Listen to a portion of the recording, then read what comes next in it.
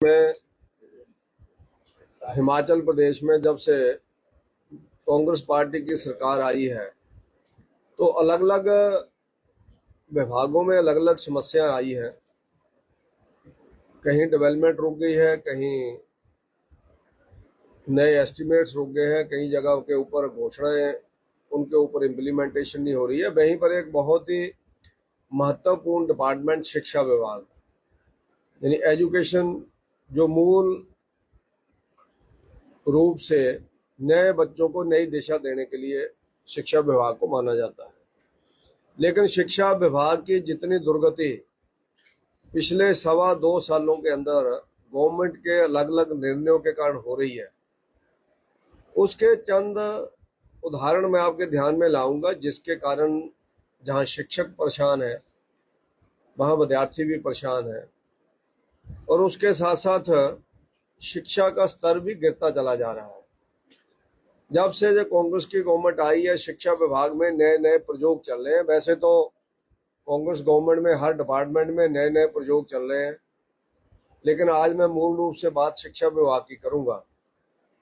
शिक्षा विभाग में रैशनलाइजेशन के नाम के ऊपर जिस तरह का प्रताड़ना टीचरों की हो रही है, जिस तरह की असमंजस की स्थिति गवर्नमेंट के माध्यम से बन रही है, उससे स्कूल के अंदर, विद्यालयों के अंदर टीचर्स जो तालमेल नहीं बैठा पा रहे हैं, उनको जो ध्यान में नहीं भी आ रहा है कि वो अगले हफ्ते क्या जो स्कूल बचेगा या नहीं बचेगा, या उनको कहां पर अपॉइंटमेंट मिलेगी।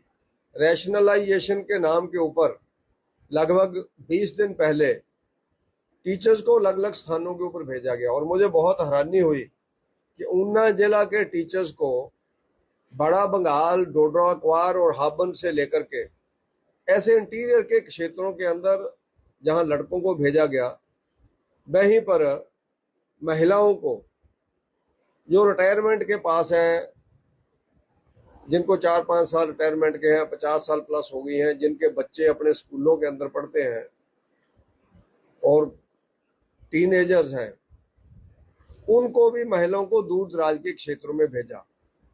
और एक लड़की को तो पांगी के अंदर लगाया गया,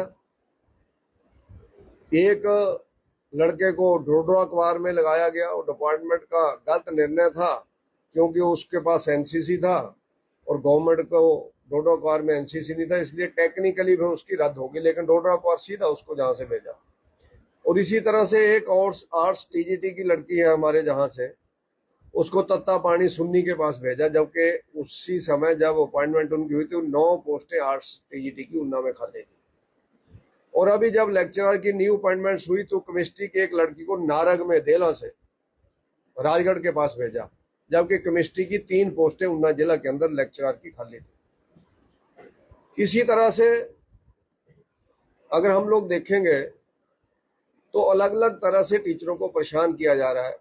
जब रैशनलाइजेशन ऑफ टीचर्स हुआ तो कुछ सोच समझे बिना उनको उठाया गया, और जब वो आगे गए, जो बड़ा बंगाल के अंदर हमारा ऊना का लड़का गया, उसने ज्वाइनिंग बीड बिलिंग में दी और बीड बिलिंग में जाकर के उसको हार्ट की प्रॉब्लम हो गई और उसको टांडा में जाना पड़ा और टांडा में उसको स्टंट पड़े।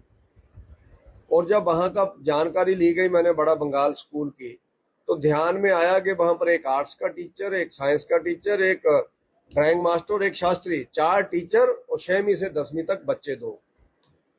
ये स्थिति है। यानी आपने अगर मर्ज करना है तो स्कूल, उसकी लिस्ट में स्कूल होना चाहिए, लेकिन नहीं है। और जब विभाग के अधिकारियों से बातचीत की गई तो उनको पता ही नहीं कि वहां 2 बच्चे हैं। वो कहते हमें तो ज्ञान ही नहीं है, हमने क्यों भेजना था। और इसी तरह से जो हमारी लड़की पांगी भेजी, वो 20 घंटे बाद कार लेकर के पांगी ज्वाइन करने के लिए गई। तब तक आदमी अमेरिका में, न्यूयॉर्क में ज्वाइन कर सकता, जाकर के अपने प्रदेश के अंदर ऐसे महिलाओं को परेशान किया जा रहा है। मेरा मूल प्रश्न इसमें यह है कि कांग्रेस के नेता जो इस जिले के अंदर पॉलिटिक्स कर रहे हैं, क्या उनका अपने जिला के लोगों के साथ कोई इमोशनल अटैचमेंट है या नहीं है, भावनात्मक रिश्ता है या नहीं है, उनकी कोई जिम्मेवारी है या नहीं है। ऐसे हमारे लोगों को इतनी दूर भेजा जा रहा है। मैं इस गवर्नमेंट से पूछता हूं, जब आपने पांगी में लड़की को भेजा तो न्यू अपॉइंटमेंट चंबा में भी किसी की हुई होगी, वो पांगी में चला जाता। लाहौल स्पीति में भी हुई होगी, पांगी उनको भी नजदीक पड़ती, वो वहां चला जाता।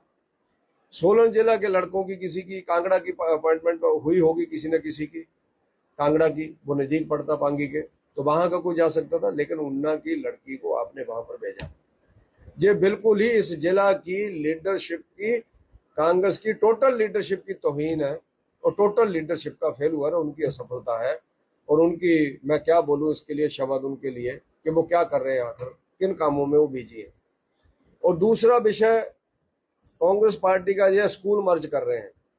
पिछले कल ही 2 दिन पहले एक बयान आया कि चंबा, बद्दी बरोटीवाड़ा और शिमला, यहाँ जो गर्ल्स और बॉयज अलग अलग स्कूल है उनको मर्ज किया जाएगा। इसका मतलब है बाकी स्कूल मर्ज हो जाएंगे। तो उसमें मेरे जिला, मेरी कॉन्स्टिट्यूंसी के अंदर 2 स्कूल हैं, स्नोगढ़ बॉयज, स्नोगढ़ गर्ल्स, उन्ना बॉयज, उन्ना गर्ल्स। और दोनों स्कूलों के अंदर 300 से ज्यादा बच्चे हैं, 300 लगभग बच्चे हैं। और वहां पर बिल्डिंग उतनी है जितनी ऑलरेडी क्लासें लगती है। अगर हम मर्ज करेंगे, मर्ज करके क्या गवर्नमेंट के कोई ऐसा इनके पास रिपोर्ट है कि वहां जो बच्चे हम भेजेंगे वो एडजस्ट हो जाएंगे क्या वहां पर?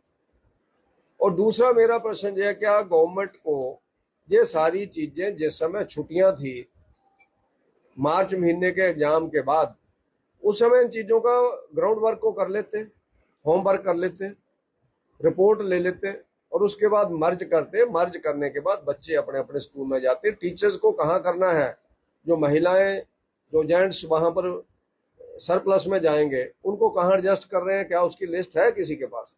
कोई लिस्ट नहीं है। जो पहले की तरह दोबारा भेजेंगे, किसी को हापड़ में, किसी को कनौर में, किसी को सिरमौर में, किसी को लाहौल स्पीति में, किसी को चंबा के इंटीरियर में, किसी को कांगड़ा के इंटीरियर में। तो इन्होंने उसके कारण जो स्कूल मर्ज का मामला, उसका भी इनके पास होमवर्क कोई नहीं है। उसके कारण शिक्षा अलग अलग जगह पर प्रभावित हो रही है। तो ये दूसरा फेलुअर इस शिक्षा विभाग का जब से कांग्रेस आई है उसका है। और तीसरा फेलुअर इनका है कि जो हम सब लोग अपॉइंटमेंट्स जो हम लोग देख रहे हैं कि टीचर्स की कमी है स्कूलों में, लेकिन पिछले 2 वर्षों से कोई भी पोस्ट इन्होंने सबॉर्डिनेट बोर्ड के थ्रू, जो पब्लिक सर्विस कमीशन के थ्रू नहीं भरी है, सिवाय उसके जो जयराम ठाकुर जी की गवर्नमेंट के समय पर इंटरव्यू हुए थे या रिटन टेस्ट हुए थे। 2 साल 2.5 साल हो गए, कोई नई अपॉइंटमेंट शिक्षा विभाग में नहीं हो रही है।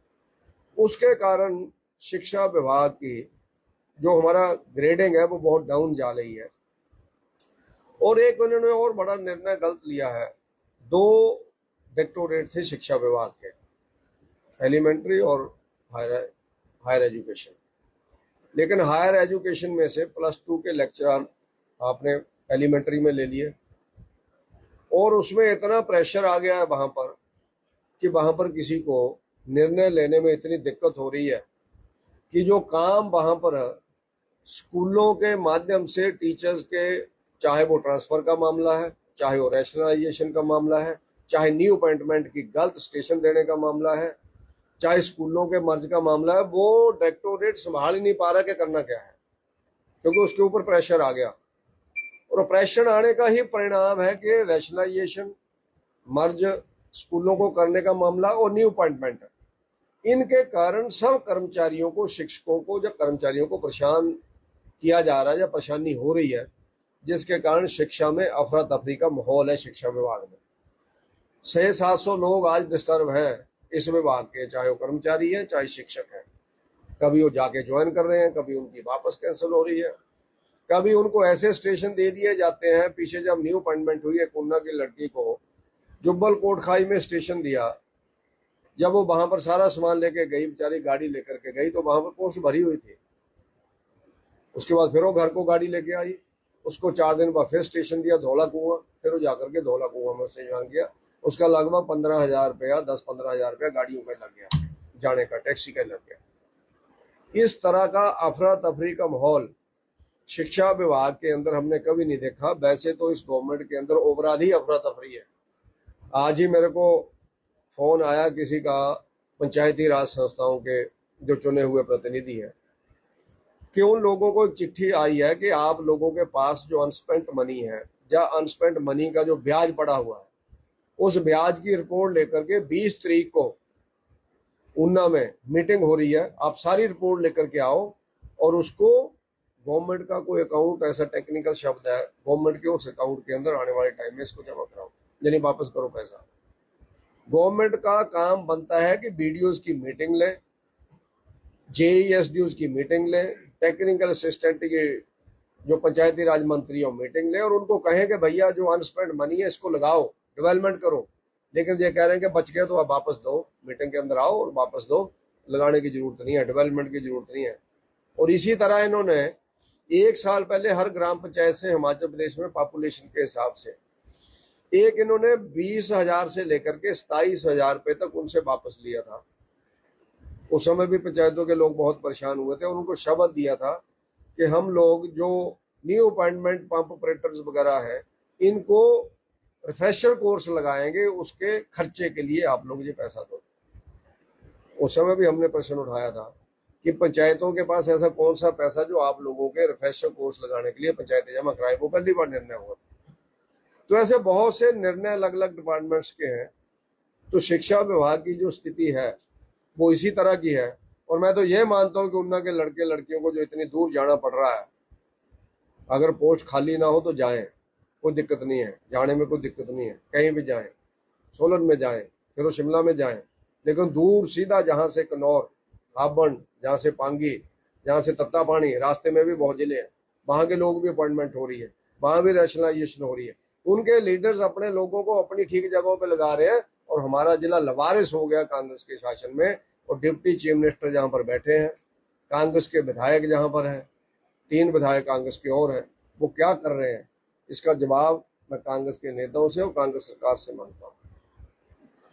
सतपाल जी, जिस तरह से पिछले दिनों उप मुख्यमंत्री की एक पोस्ट आई और उससे कहीं ना कहीं ऐसे क्यास लगाए जा रहे थे कि सरकार में कुछ भी ठीक नहीं चल रहा, तो भाजपा इसको किस तरह से पूरे देगा? मैंने पहले ही कहा है कि जब से जो गवर्नमेंट आई है, इस गवर्नमेंट के अंदर तालमेल की कमी है। उसका जीता जागता उदाहरण है जो मुझे जानकारी मिली है कि हमारे डिप्टी चीफ मिनिस्टर साहब कई महीनों से अपने दफ्तर में सेक्रेटरी में नहीं बैठ रहे, ऐसा मैंने सुना है। अब वो अगर दफ्तर में नहीं जा रहे हैं तो मुझे समझ में नहीं आता पोस्ट से क्यों चिपके हुए हैं। अगर उनका इज्जत मान ही नहीं है, कहते हैं कि जिस घर में इज्जत मान ना हो उसको छोड़ देना चाहिए, वहां रहना ही पसंद नहीं होता, तो वो किस लिए, किस लालच में वहां पर बैठे हुए हैं। अगर उनकी बात ही नहीं सुनी जा रही है, अगर उनके डिपार्टमेंट में भी उनकी नहीं सुनी जा रही है और प्रदेश के अंदर भी नहीं सुनी जा रही है। मैंने भी वो पोस्ट देखी जो आपने बताया, अखबारों के अंदर भी वो पोस्ट छपी और कल भी उन्होंने एक बात बोली है, कल भी उनका कहीं बयान आया हुआ आज मीडिया के अंदर। तो उससे ऐसा लगता है कि वो बहुत परेशान है। सिर्फ वो ही परेशान नहीं है, इस गवर्नमेंट से सारे मिनिस्टर, सारे एमएलए परेशान है और इनके टोटल कार्यकर्ता परेशान है। वो अनुशासन के कारण बोले ना बोले वो अलग विषय होता है। तो इसलिए उप मुख्यमंत्री जी को चाहिए कि अपनी बात को गवर्नमेंट के सामने जनता के हित में, प्रदेश के हित में दवंगता पूर्ण उस बात को रखें, बोले। अगर उनकी नहीं सुनी जाती है तो उनको हाई कमांड के पास जाना चाहिए। हाई कमांड अगर नहीं सुनती है तो उनको सोचना चाहिए कि आगे मेरे को क्या करना है राजनीति। लेकिन पदों के ऊपर बैठ करके अपने लिए सब कुछ और जनता का कोई सुना नहीं जा रहा तो उसकी कोई चिंता नहीं है। तो मुझे लगता है जे उन जैसे सीनियर लीडर के लिए ये बात अच्छी नहीं है। उनको पूरा बात रखनी चाहिए, बात रख के किसी निर्णय के ऊपर जाना चाहिए, वरना डिप्टी चीफ मिनिस्टर के पद को अपने पास रखना कोई बुद्धिमत्तापूर्ण निर्णय नहीं है।